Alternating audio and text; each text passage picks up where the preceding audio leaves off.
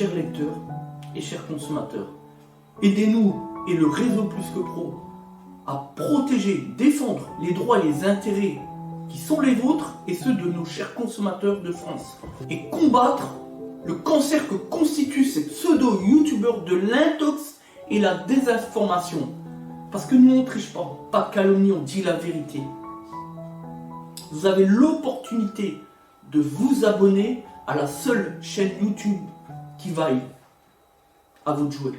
Merci de nous avoir donné votre confiance.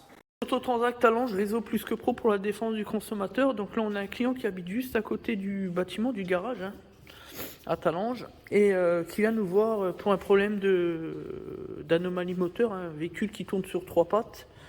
Et on le sait sur les moteurs BMW, là, les ET6, là, 95 chevaux, ou le VTI de 120 chevaux. Ces deux moteurs-là, avec la particularité du haut moteur, du cache noir, comme ça.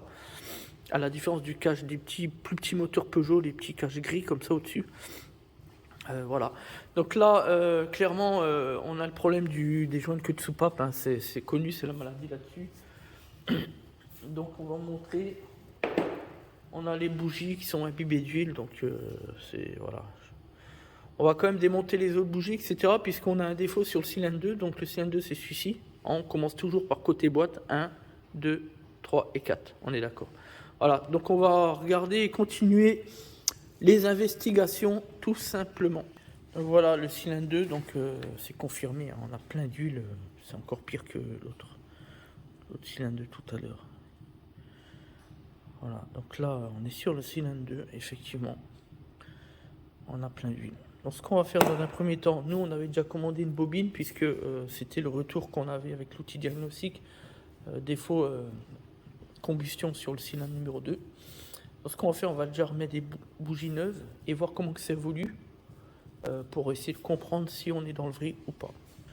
Voilà, donc celui-là ça va mieux. Donc finalement on a 2 cylindres imbibés d'huile et deux autres où c'est sec. Voilà.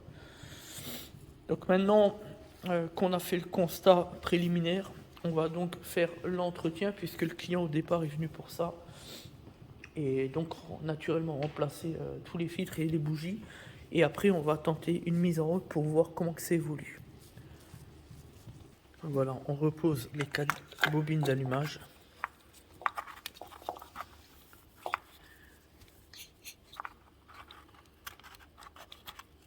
Extraordinaire. Voilà. On reconnecte.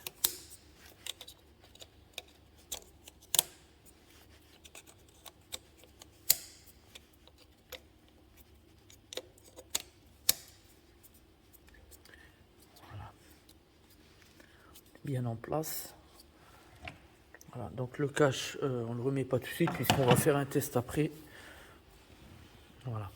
Voilà, donc nous allons faire la mise en route. On a remis l'huile, on a remplacé les bougies, les filtres, etc. On a fait la révision. Et maintenant on va faire une mise en route pour voir comment que ça se passe au niveau de ce moteur, cette anomalie. Moteur qui tourne sur 3 cylindres, qui tourne de travers et surtout le ventilateur haute puissance qui s'enclenche des moteurs froids. Donc là clairement on est sur un problème soit de joint de queue de soupape, soit de la segmentation, enfin le moteur quoi, qui en fin de vie. On sait qu'il y a beaucoup de problèmes sur ces moteurs là, les moteurs BMW, un véhicule qui a pourtant pas beaucoup de kilomètres, mais bon ça veut rien dire. On a déjà eu des problèmes similaires, des causes déjà connues. Voilà.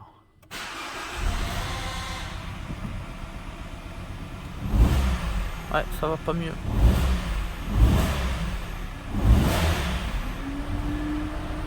Non, c'est pas top. Comme on a la bobine, on va remplacer la bobine pour voir. Mais c'est pas top. Donc là par contre on vient de remplacer la bobine ici. Deuxième cylindre hein, ici. On voit.